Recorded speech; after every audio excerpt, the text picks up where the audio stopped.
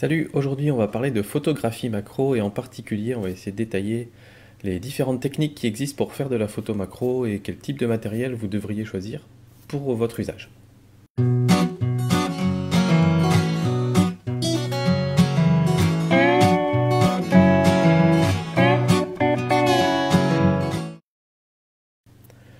Alors c'est parti, on va d'abord voir, avant de voir quel type de matériel existe, on va voir les critères qui sont importants pour la photographie macro. Le premier critère qui va être important, ça va être le grossissement que vous voulez avoir sur votre photo. Alors, pour être bien précis, on parle de photo macro à partir du moment où on a un grossissement de 1 pour 1, ce qui signifie qu'en fait, la taille de l'objet que vous allez mesurer va correspondre exactement à la taille que cet objet va occuper sur votre capteur. Si vous photographiez une coccinelle qui fait 1 cm, il faut que sur votre capteur, la coccinelle fasse 1 cm. C'est-à-dire que quand vous allez voir votre photo sur votre écran, elle ne fera pas 1 cm, elle fera beaucoup plus que ça, parce que quand vous allez vous mettre à 100%, votre coccinelle va être énorme. Donc c'est à ce moment-là qu'on parle de photo macro. Donc le ratio de 1 pour 1, c'est par rapport à l'objet et sa taille sur le capteur. Il y a pas mal d'objectifs qui se vendent aujourd'hui avec une petite appellation macro, qui sont en réalité pas vraiment des macros, parce qu'il n'y a pas de loi qui détermine ce que les vendeurs, ce que les marques ont le droit de mettre en tant que macro ou non. Donc il y a des zooms, des 70, 300 macros, etc.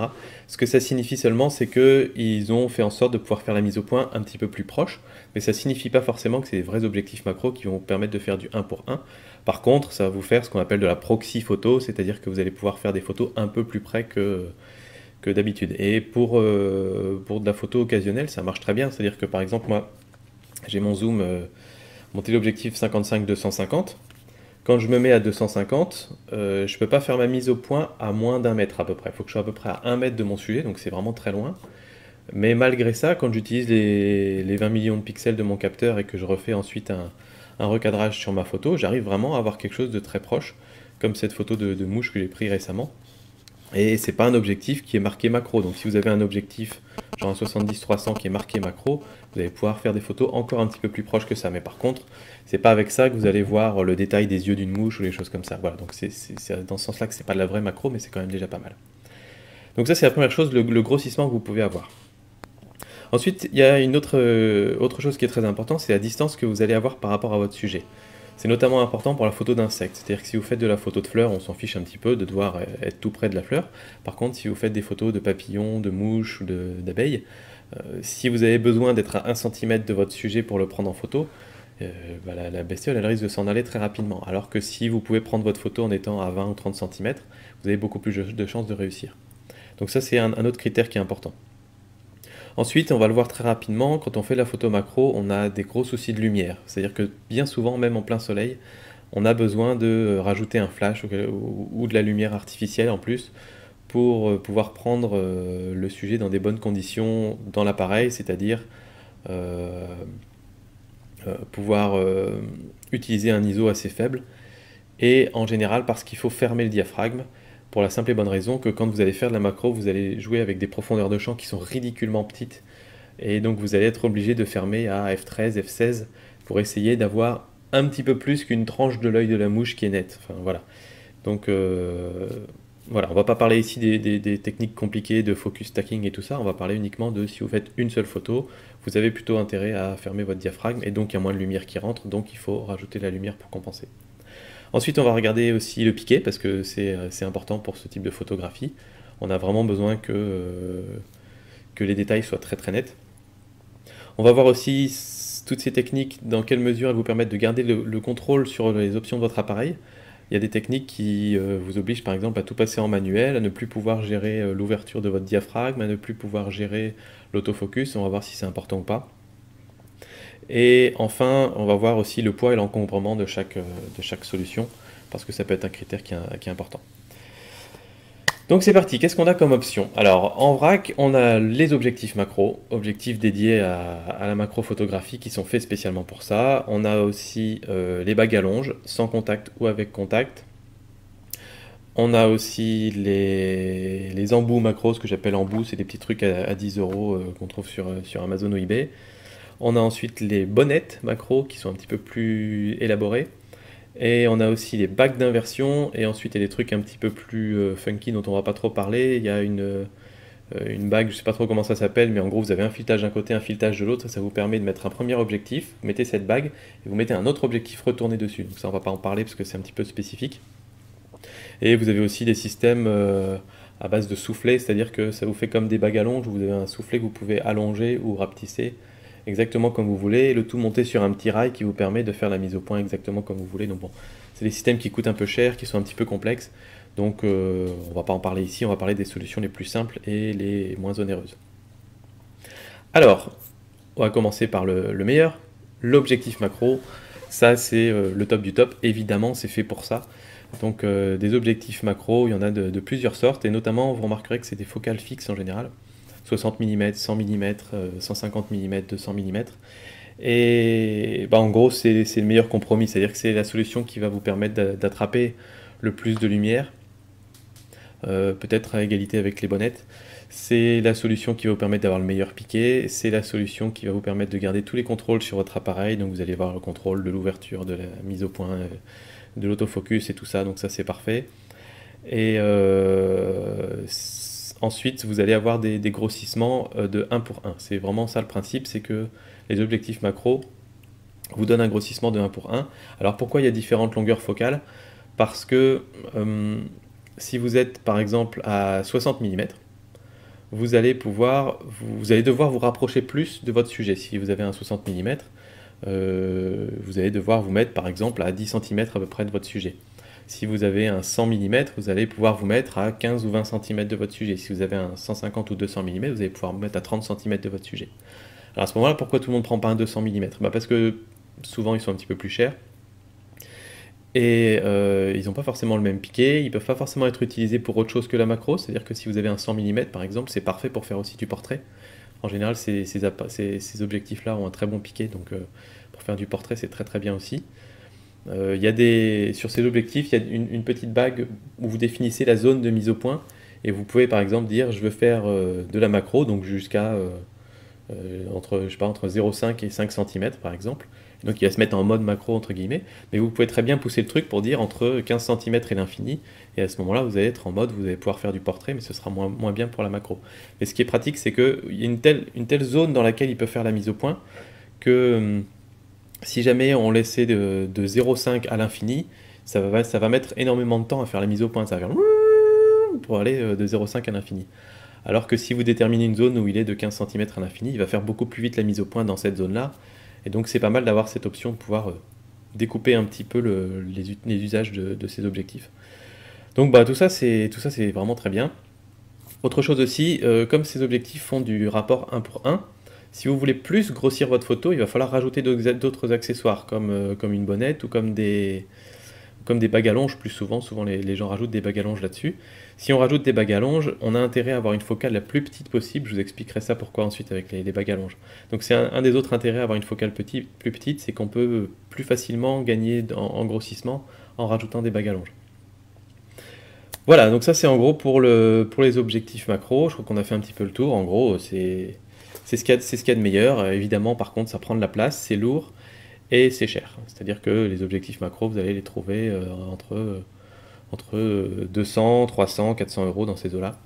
Il y a aussi un objectif chez Canon, je crois, qui coûte beaucoup plus cher, mais j'ai pas le prix là en tête, qui a un nom un petit peu barbare, genre LPE5 ou un truc comme ça, qui lui permet d'aller jusqu'à un grossissement de 5 pour 1.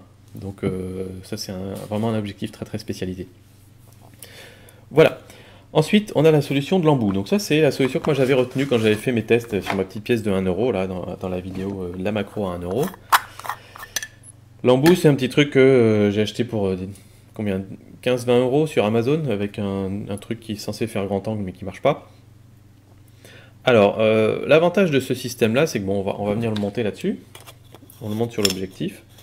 Et en termes de grossissement, bah, en fait c'est tout à fait intuitif, c'est-à-dire que vous allez garder le même genre de grossissement qu'avec votre appareil. Donc si vous êtes à 18 mm, vous n'allez pas être très grossi. Si vous mettez à 55, ça va grossir plus.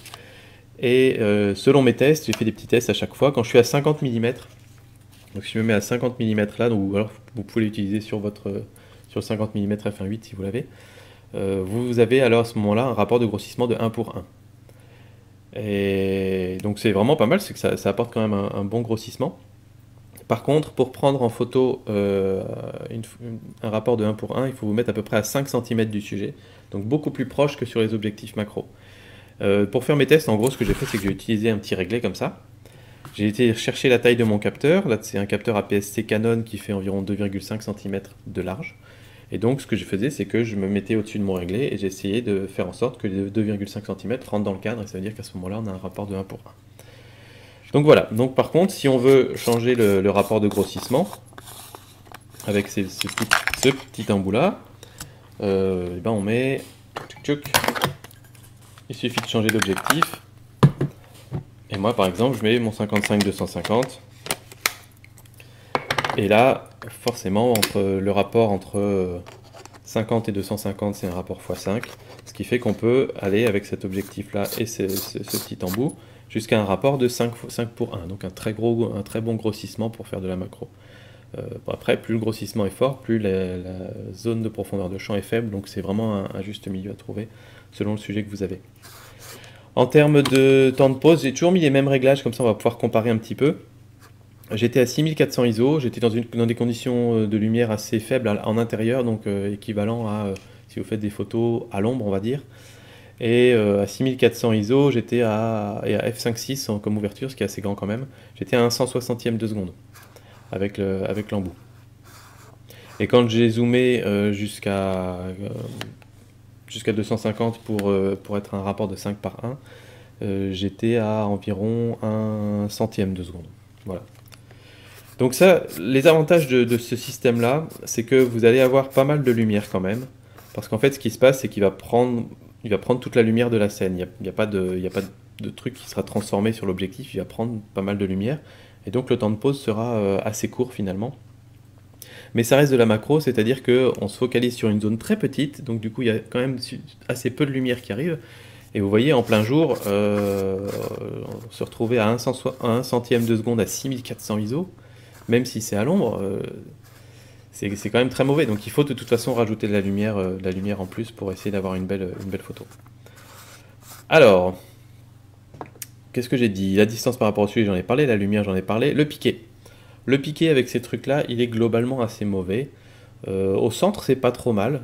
En général, c'est là où on va mettre le sujet quand on fait de la photo de macro. À part si on veut travailler sa composition, mais sinon ce que vous pouvez faire, c'est, enfin souvent en photo de macro, on va recadrer un petit peu la photo après. Donc vous pouvez le mettre au centre et après recadrer pour placer votre sujet sur une ligne de tiers. Mais n'empêche, le piqué est quand même pas extraordinaire au centre, et autour il est vraiment dégueu, c'est-à-dire que ça devient vraiment très flou.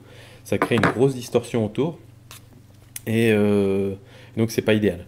Par contre, vous gardez tous les contrôles de votre appareil photo, et niveau poids et encombrement, bah, c'est vraiment minimum, quoi. Donc ça c'est bien. Je pense que c'est une bonne option si vous voulez voir un petit peu ce que ça donne, si vous voulez voir ce que ça fait la macro, vous essayez. Donc vous achetez ça, c'est pas cher, et puis vous allez dans votre jardin, vous essayez, vous prenez des trucs en photo, et vous voyez si c'est un style de photo qui vous plaît ou pas. Moi ça fait 2 ans que j'ai ça, j'ai déjà fait quelques petites photos avec, et ça m'a largement suffi pour m'amuser. Voilà. Après, si vous vous rendez compte que c'est un style de photo que vous aimez, bah, vous pouvez investir dans du matériel un petit peu plus élaboré. Je vais repasser sur mon 18-55 parce que pour le reste, on n'aura plus besoin de cet objectif-là.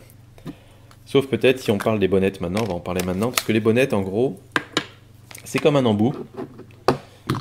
Hop, c'est le même principe qu'un embout. C'est une sorte de petite loupe qui vient se mettre devant votre objectif.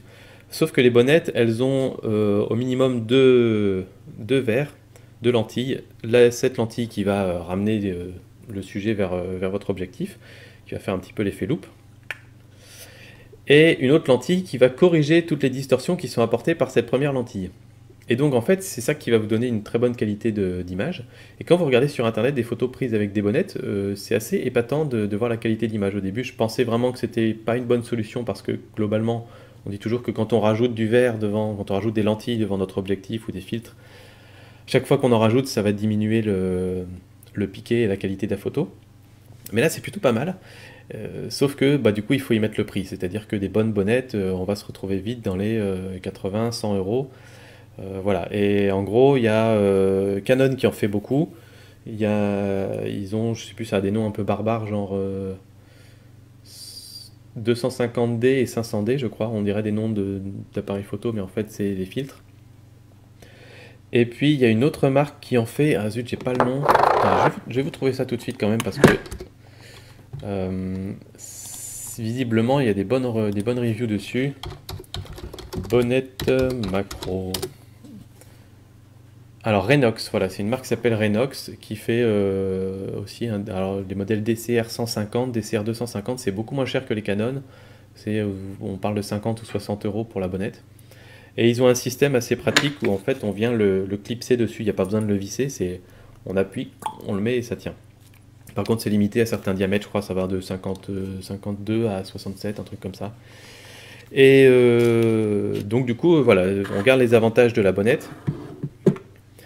En termes d'inconvénients, le truc c'est qu'on va sûrement être limité en grossissement. Alors je sais pas par rapport à cet objectif, par rapport à ce filtre macro, je sais pas si les bonnettes grossissent autant que ça. Est-ce qu'on peut réussir à avoir à 50 mm un rapport de grossissement de 1 pour 1? De ce que j'ai vu sur des vidéos sur internet, il semblerait que ça grossisse moins que ça.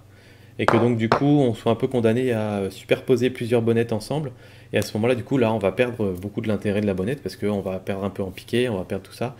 Donc voilà, ça c'est vraiment à vérifier si c'est une option qui vous intéresse, vérifier le rapport de grossissement et voir à quel niveau vous arrivez à 1 pour 1. Après, si vous avez un bon zoom, ça peut quand même coller, hein. Si vous zoomez à 250, vous avez, voilà, avec ça, à 250 mm, j'ai un rapport de 5 pour 1. Donc j'imagine que même s'ils grossissent un petit peu moins les bonnettes, à 250 mm, vous allez quand même avoir au minimum un rapport de 1 pour 1. Je pense que vous allez quand même pouvoir faire de la vraie macro avec ça. Voilà, sauf que si vous faites de la macro très très précise avec ça, le truc c'est que vous allez être limité un petit peu par votre optique. Donc souvent quand on a des téléobjectifs comme ça à 200, 250, 300 mm, c'est l'endroit où optiquement ces objectifs sont les moins bons. Et donc quelque part, même si votre bonnette est excellente, c'est votre objectif qui va un petit peu vous limiter dans le piqué et tout ça. Donc à part si vous avez un objectif de très bonne qualité, genre si vous êtes chez Canon, un sériel, ou si vous avez les derniers Sigma ou Tamron qui sont sortis, qui ont un très bon piqué, mais qui coûtent assez cher, la bonnette va quand même vous limiter dans ce sens-là où vous allez être obligé de zoomer beaucoup. Ensuite, on a la solution des bagues à longe. Alors malheureusement, j'ai perdu mes bagues à longe, j'ai cherché partout, je les ai pas retrouvées, mais vous pouvez quand même tester un petit peu chez vous en bricolant. Alors qu'est-ce que c'est le principe des bagues à longe? Le principe des bagues à longe, c'est que en gros, vous allez mettre les bagues à longe entre votre boîtier et votre objectif. Donc ça va venir se visser ici. Et vous mettez entre les deux. Vous pouvez en mettre une petite, vous pouvez en mettre une grande, vous pouvez en mettre plusieurs. Et donc ça va créer de l'espace entre votre capteur et votre objectif. Et ça va créer tellement d'espace qu'en fait on va inverser comment expliquer ça? Le rapport entre le plan focal et la distance que vous avez par rapport au sujet, etc. C'est-à-dire que vous êtes plus près du sujet que, enfin comment dire, quand vous faites de la photo, vous avez des rayons comme ça qui se croisent en un point. Et je crois que c'est ça qu'on appelle le plan focal, si je dis pas de bêtises. Et ensuite, ça repart dans l'autre sens vers le capteur. Et habituellement, ce point du plan focal, il est plus près du capteur que de votre sujet. Et ce qui fait que dans cette configuration-là, si vous êtes au grand angle, vous allez voir large. Si vous êtes à 55 ou 200 mm, vous allez voir beaucoup plus serré. Et là, en fait, on inverse ce rapport, c'est-à-dire que votre plan focal est plus près de votre sujet, parce qu'on a vraiment repoussé le plan focal avec ses bagues à longe. Et du coup, plus vous êtes grand angle, plus vous allez zoomer. Ça fait un petit peu bizarre au début, mais c'est le cas.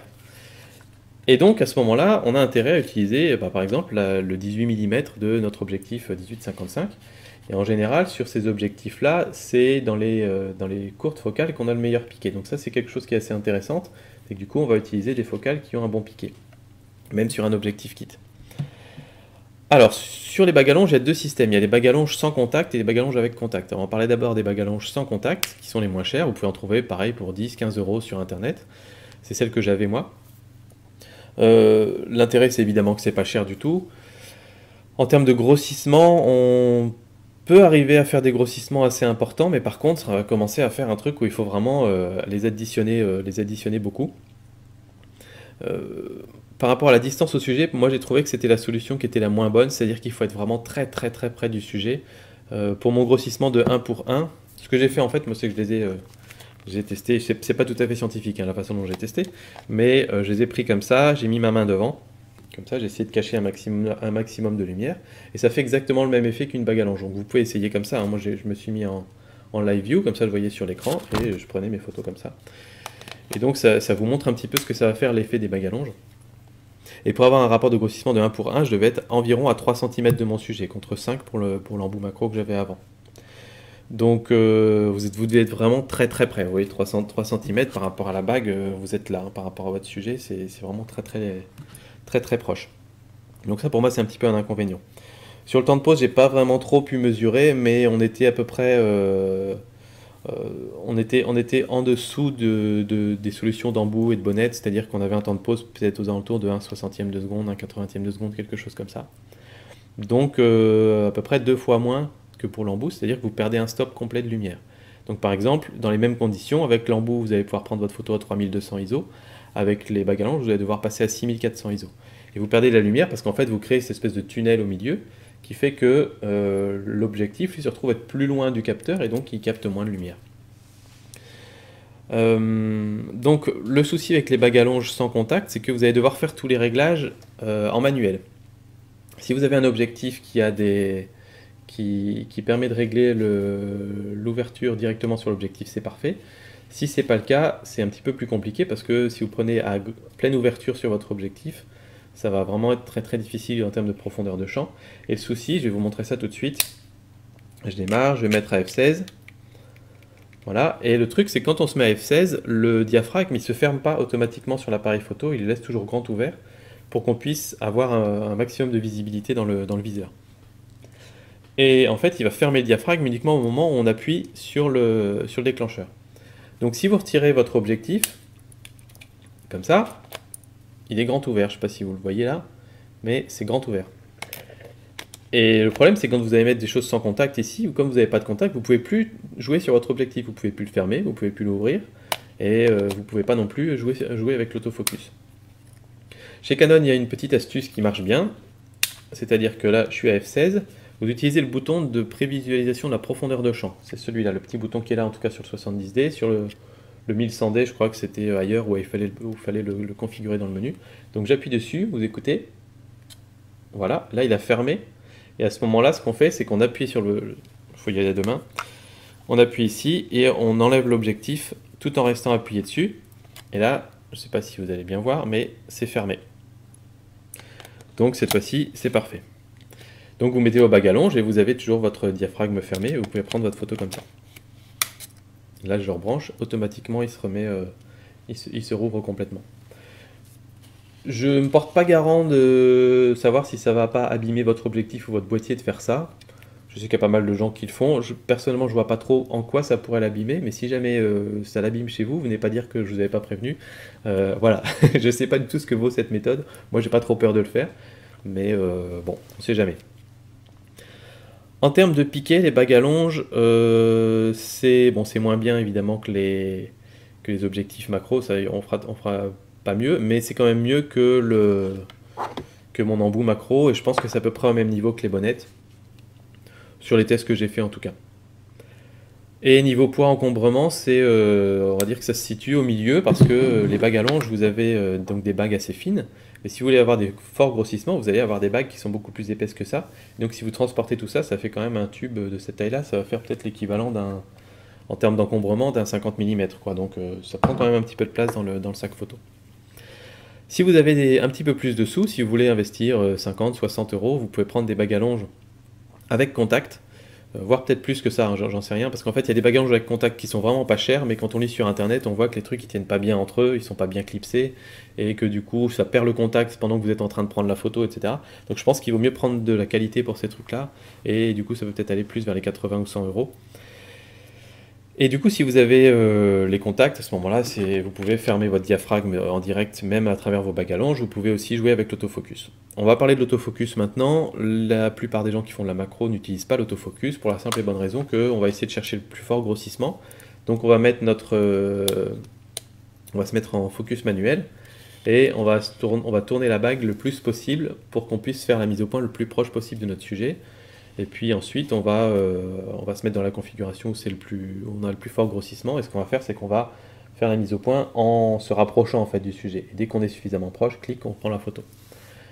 C'est une technique qui marche bien, qui est un petit peu contraignante quand on est sur trépied.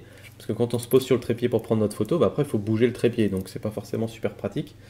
C'est pour ça que le système avec le soufflet, où on peut avancer sur un petit rail, c'est pas con du tout. Et je sais pas s'il existe des trucs comme ça à mettre sur un trépied, mais ça pourrait être une bonne idée en tout cas. Si vous faites les photos à main levée, bah c'est là que vous allez avoir besoin de monter dans les ISO si vous n'avez pas de flash externe ou de flash de ring flash. Et voilà, l'autofocus normalement ça sert pas trop en macro photo. Sachez quand même que moi je l'ai utilisé pour ma photo de Bourdon là l'autre jour. Justement, c'était un des tests que je faisais avec le 70D qui fait l'autofocus en live view justement. Je m'étais mis en live view et ce que je faisais en fait, c'est que j'avais mis l'autofocus en automatique pour qu'il suive le sujet et donc je bougeais et la mise au point était faite tout le temps, donc j'avais plus qu'à mitrailler. Et ça, c'était vraiment pratique. Alors, c'était pas toujours super réactif, mais parce que j'étais sur un objectif, je sais plus lequel, mais les objectifs que j'ai sont pas super réactifs en mise au point et tout. Mais j'ai quand même réussi à avoir pas mal de photos nettes, beaucoup plus que si je l'avais fait moi-même manuellement en fait. Et notamment pour des sujets qui sont en mouvement comme des abeilles ou des choses comme ça marche pas mal si vous avez un appareil qui est capable de suivre à ce niveau-là. Donc je dirais pas que l'autofocus est totalement inutile, je pense que l'autofocus commence à pouvoir fonctionner pour faire de la macro. En tout cas, moi, ça a bien marché pour moi à ce moment-là. Mais vous voyez bien sur ces photos, en tout cas, que c'est pas de la grosse macro. J'étais pas un super gros grossissement. Voilà. Et ces photos-là, d'ailleurs, ont été prises avec l'embout macro. Ensuite, la dernière solution qu'on va regarder, c'est la solution des embouts inversés. Embouts inversés, des bagues d'inversion. Ma bague d'inversion, où est-ce que je l'ai mise? Elle est là. Alors, voilà comment ça se présente, une bague d'inversion. Hop, donc c'est tout simplement ça. Donc vous reconnaissez ici le petit point rouge qui va permettre de venir le mettre directement sur le port d'objectif, on va dire. Et ce que j'ai fait moi, c'est que j'ai pris une bague d'inversion en 77 mm, comme ça je suis tranquille pour mettre n'importe quel type d'objectif dessus. Et par exemple, je peux mettre mon Tokina dessus si j'ai envie. Et ensuite, j'ai des petites bagues d'adaptation. Celle-ci, elle s'adapte de 77 à 58 mm. Donc je la mets par-dessus. Comme ça. Et donc la bague d'inversion, c'est un système qui est un petit peu étrange. La première fois que j'ai vu ça, je me suis dit, mais est-ce que ça marche vraiment ce système-là? C'est bizarre. En gros, ce que vous faites, c'est que vous allez mettre votre bague devant votre objectif, comme si c'était un filtre. Et ensuite, vous allez inverser, c'est-à-dire que vous allez prendre votre objectif, vous le retournez, et vous venez le mettre de cette façon-là sur votre boîtier. Donc votre objectif est totalement à l'envers. Et figurez-vous que ça marche très très bien. Comme on l'a retourné et qu'on l'a mis à l'envers, c'est exactement comme pour les bagues à longe, on a inversé la position du plan focal et du coup on se retrouve à avoir un plus fort grossissement quand on est à 18 mm que quand on est à 55 par exemple. Donc il y en a beaucoup qui utilisent l'objectif kit pour ce type de photo-là. Avant de continuer, sachez que c'est... si vous voulez tester ça vous-même, c'est hyper facile, surtout avec l'objectif kit ou avec le 50 mm f1.8. C'est que vous avez juste besoin de prendre votre objectif comme ça, vous le collez devant, vous le tenez avec votre main, et vous avez juste à aller faire vos photos comme ça. Et c'est un très bon moyen de tester, ce ne sera pas aussi précis, parce que vous êtes toujours obligé de le tenir comme ça, mais ça vous permet de vous donner un petit peu une idée du grossissement qu'on peut avoir et du type de photos qu'on peut faire. Et si jamais ça vous plaît, ben ensuite vous pouvez acheter ce système-là. Donc une fois qu'on a ça, voilà, on va le remettre par-dessus. Hop. Et vous voyez donc forcément, comme les contacts sont de ce côté-là, ici, on n'a plus de contact avec l'appareil. Et là, il n'y a pas de système de bague à longe avec contact, parce qu'on est vraiment branché de l'autre côté. Donc il faut jouer comme pour les bagues à longe sans contact, c'est-à-dire qu'il faut trouver un moyen de pouvoir bloquer la fermeture, et enfin l'ouverture. Et pour ça, comme moi je suis chez Canon, je sais que je peux le faire facilement, donc je retourne mon truc, je fais j'enfonce mon bouton de prévisualisation de la profondeur de champ, je le décroche en même temps, et hop, je suis fermé à f16 par exemple. Donc on va le refaire. Hop, c'est assez rapide. Tac, j'allume, Je suis F16, j'enfonce le bouton de prévisualisation, je le défais, tac, je viens le mettre par-dessus, et voilà, je suis ouvert à F16 et je peux prendre mes photos comme ça. Alors, en termes de grossissement, avec ce système-là, quand on est à 50-55 mm, on est encore une fois à environ 1 pour 1. Et quand on passe à 18 mm, on est à environ 5 pour 1. Donc c'est-à-dire qu'on peut avoir très rapidement un fort rapport de grossissement. Voilà. Par rapport à la distance au sujet, c'est ce qui m'a semblé être pas mal. Et en gros, ça ressemble, si vous regardez un petit peu les objectifs macro, il ressemble un peu à un truc comme ça. Souvent, le vert, il est un petit peu à l'intérieur et tout ça. Donc bon. Je pense que c'est ce qui se rapproche le plus d'un objectif macro en fait en réalité. Et en termes de distance par rapport au sujet, pour un rapport de 1 pour 1, j'étais à 10 cm à peu près du sujet. Je vous rappelle, avec l'embout, j'étais à 5 cm, avec les bagues à longe, j'étais à environ 3 cm. Donc on gagne quand même pas mal de distance. Et autre chose qui va être importante, c'est que plus vous avez d'espace, plus vous avez de lumière qui va pouvoir atteindre votre sujet. Si vous êtes vraiment à 3 cm, votre appareil va faire de l'ombre sur votre sujet. Idem si vous utilisez un flash, plus vous êtes proche, plus votre flash va être caché par l'ombre de votre objectif. Donc tout ça, c'est des critères qui sont quand même très importants, pouvoir être proche du sujet, et ça marche bien avec ça. En termes de lumière, c'est la solution que j'ai trouvée la moins bonne, c'est-à-dire qu'on était à environ, enfin c'est à peu près équivalent avec les bagues à longe, on était à environ à 1/60e de seconde pour un rapport de 1 pour 1, et quand j'étais à un rapport de 5 pour 1, j'étais environ 1/25e de seconde, à 6400 ISO, toujours dans la même configuration. Donc là, il faut vraiment absolument un flash externe, ou voilà, une solution pour éclairer le sujet. Ça c'est indispensable, mais je pense globalement que pour toutes les solutions c'est le cas. Sachez quand même que voilà, si vous voulez débuter la macro et juste vous faire votre opinion, sur l'embout vous avez quand même environ 2 stops de plus, un stop et demi, 2 stops de plus, ce qui vous permet quand même de, par exemple, prendre des photos à 1600 ISO, là où dans l'autre vous prendrez à 6400, et ça fait quand même une grosse différence de stop de lumière en termes d'ISO. En termes de piqué, c'est aussi bon que les bagues à longe, je pense aussi bon que les bonnettes à peu près, probablement un petit peu en dessous d'un objectif macro dédié, mais ça reste quand même tout à fait correct, tout à fait acceptable. Voilà. En termes de contrôle, bah, comme vous voyez, c'est vraiment comme les bagues à longe sans contact, vous n'avez pas vraiment de contrôle, pas d'autofocus, et il faut régler votre ouverture manuellement dans le boîtier et ensuite faire cette petite manip.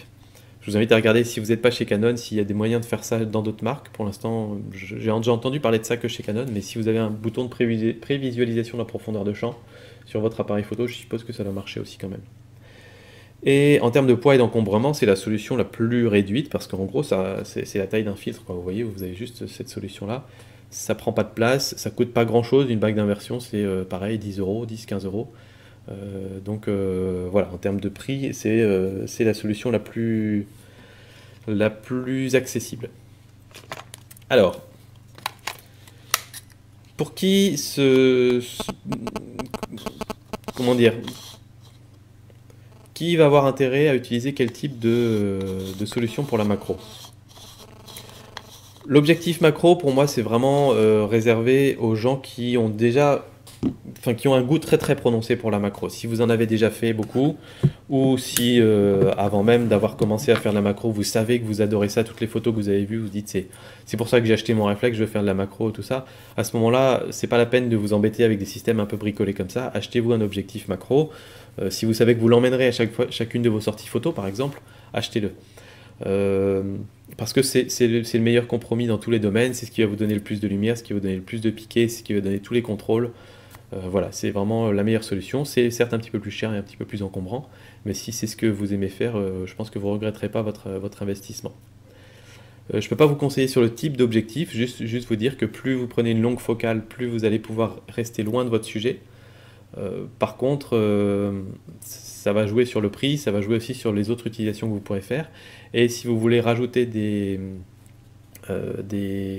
bagues à longe sur votre objectif, vous avez intérêt, comme je vous ai expliqué avant, d'avoir une focale la plus petite possible.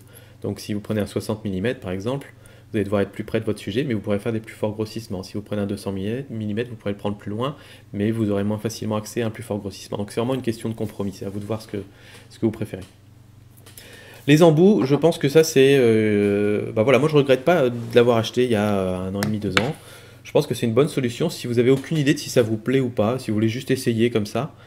Ce qui est bien, c'est que c'est vraiment très simple, c'est-à-dire que c'est pas prise de tête et vous n'allez pas, comment dire, vous n'aurez pas d'excuse pour pas faire de photos macro en fait avec ça. Parce que vous avez juste à le sortir, vous le vissez et vous êtes prêt à prendre vos photos. C'est aussi simple que ça. Et moi, c'est une solution qui m'a convenu pendant un bon moment maintenant, parce que je ne suis pas un super fan de macro, mais dès que je voulais prendre un petit truc en photo, j'ai même fait une vidéo d'une araignée qui se balade avec ça sur le 50 mm. Et voilà, ça donne des bons résultats. On a un piqué correct au milieu. Et c'est pas cher, donc voilà, je pense que c'est une bonne solution si vous débutez ou si vous voulez juste vous faire une idée pour savoir si ça vous plaît ou pas la macro. Voilà. Les bonnettes, je pense que c'est une bonne solution si vous avez un bon objectif, téléobjectif notamment, avec un bon piqué, et si vous voulez, pareil, ne pas vous prendre la tête, et si vous n'avez pas forcément envie d'avoir un très fort grossissement, mais uniquement par exemple si vous faites beaucoup de photos de fleurs, ou si vous faites des photos d'insectes assez gros, type papillons ou des choses comme ça, je pense que vous serez très heureux avec des bonnettes parce que, encore une fois, c'est très simple, ça se visse devant et on est prêt à prendre les photos. Et tout est intuitif. Plus on zoome, plus c'est gros, plus on dézoome, plus c'est petit. Enfin, voilà. C'est très simple. Donc les bonnettes, je pense que c'est bien pour les personnes qui font plus de la proxy photo, pas de la super macro, on va dire, et qui veulent ne pas se prendre la tête et avoir quelque chose qui n'est pas très encombrant. Les bagues à longe, honnêtement, je pense que les bagues à longe sans contact, par exemple, c'est vraiment pour moi, je pense quasiment à proscrire en fait. Alors, il y a peut-être certains d'entre vous qui vont crier parce que ils les utilisent et que ça marche bien, mais je vois pas trop en fait qui a intérêt à utiliser des bagues à longe parce que, en tout cas des bagues à longe sans contact, parce qu'on perd vraiment tous les contacts de notre truc. Et pour moi, les bagues à longe sont vraiment intéressantes si vous voulez améliorer le rapport de grossissement de votre objectif macro. En fait, c'est vraiment là, je pense que ça va être intéressant. Et à ce moment-là, vous avez intérêt à prendre des bonnes bagues à longe avec contact, évidemment. Si vous êtes déjà investi dans un objectif macro, vous allez investir dans des bonnes bagues à longe aussi. Je pense que, ou alors sinon, si vous avez envie et que vous n'êtes pas fan de la bague d'inversion, parce qu'en fait, le problème de la bague d'inversion quand même, c'est que vous allez exposer cette partie-là de l'objectif et vous n'avez peut-être pas forcément envie d'exposer cette partie-là aux éléments extérieurs. C'est plus difficile à nettoyer et tout ça. Donc avec les bagues à longe, vous n'avez pas ce souci-là. Par contre, moi, ce que j'ai trouvé un petit peu compliqué avec les bagues à longe, c'est que vous devez systématiquement... bon, déjà, vous avez cette histoire de réglage à faire. Et si vous voulez changer votre rapport de grossissement, avec le zoom, ça change un petit peu. Mais surtout, il faut systématiquement enlever votre objectif, revisser une bague à longe, remettre votre objectif. Ah, peut-être c'est plus bon, on va en revisser une autre, on va en dévisser une, etc. Et à chaque fois, c'est un petit peu long en fait à faire à chaque fois, si vous voulez, ce système-là. Donc c'est pour ça que je suis pas trop fan du système. Et moi, les bagues à longe que j'avais achetées, je les ai vraiment utilisées une fois et après je les ai plus utilisées parce que pour moi c'était trop contraignant. Et pour un résultat pas forcément extraordinaire. Donc voilà un petit peu mon avis sur les bagues à longe. Je pense que les bagues à longe sans contact, c'est pour ça que je vous dis, à part si vous voulez vraiment faire très attention à la partie arrière de votre objectif, je pense pas que ce soit un achat très intéressant. Les bagues à longe avec contact, je pense que c'est un achat très intéressant si vous avez un objectif macro et que vous voulez augmenter votre rapport de grossissement. Vous l'aurez certainement deviné, mon préféré à moi personnellement, c'est la bague d'inversion. Je l'ai testé avec succès. Et déjà, ce qui me plaît, c'est que c'est super compact, donc je peux le glisser dans mon petit sac. C'est toujours dans mon petit sac. Et voilà, ça va pas me prendre plein de place comme un objectif macro le ferait. Et donc, je sais que n'importe où, je peux faire de la macro. Parce que voilà, ça dépend vraiment de votre pratique photo. Si vous voulez, si vous faites une sortie photo en vous disant je vais aller faire de la macro, alors à ce moment-là, c'est bien d'avoir un objectif macro. Moi, quand je fais mes sorties photo, je sors et je me dis je vais faire des photos de paysage ou peut-être des photos de la famille en même temps. Et je prévois jamais d'aller faire la photo de macro. Par contre, des fois, je vois un petit champignon, un truc, une petite bête ou je sais pas quoi. Et là, d'un seul coup, je me dis, ah, je vais peut-être foutre mon truc macro. Et donc à ce moment-là, j'ai ma bague d'inversion tout le temps dans mon sac. Et ce qui est assez simple, en fait, c'est que souvent, on doit faire des réglages, on doit refaire des réglages de profondeur de champ quand on fait les photos, si vous voulez, parce que en fonction de la lumière, en fonction de la profondeur de champ qu'on a sur le résultat. Et avec les bagues à longe, il faut à chaque fois retirer toutes les bagues à longe, retirer l'objectif des bagues à longe, remettre l'objectif là-dessus, refaire notre prévisualisation de profondeur de champ, le retirer, remettre les bagues à longe, remettre l'objectif. Avec celui-là, hop, on retire ça, on le remet là-dessus, on change notre réglage, on appuie sur le petit bouton, qui est pas très bien placé quand même sur celui-là. Tac, on remet l'objectif, et c'est fait. Donc c'est finalement assez rapide, en tout cas moi ça me va, c'est un petit peu contraignant, mais beaucoup moins que pour des bagues à longe. Et du coup je peux changer assez rapidement quand même ma profondeur de champ avec ce système-là. Et je vous dis, je trouve ça intéressant de pouvoir réussir à avoir un fort rapport de grossissement, et notamment quand on se retrouve dans les zones les plus piquées de l'objectif. Et ça me permet aussi d'utiliser mon objectif kit que j'utilisais plus beaucoup par ailleurs. Comme c'est un objectif que j'utilise pas beaucoup personnellement, je m'en fous un peu si le... Attendez, on va le remettre à l'endroit quand même. Personnellement, je m'en fous un petit peu si la lentille frontale se salit ou s'il y a un petit peu de dommages sur mon... Voilà, c'est un petit peu mon objectif crash test parce que j'utilise pas trop pour le reste de la photo. Donc voilà, pour moi c'est la bonne solution.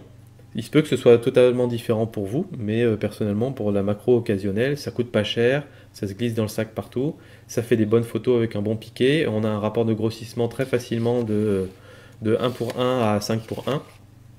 Et je vous dis, quand je veux un rapport de grossissement moins grand que 1 pour 1, je mets tout simplement mon téléobjectif et je me mets plus loin et je prends mes insectes comme ça.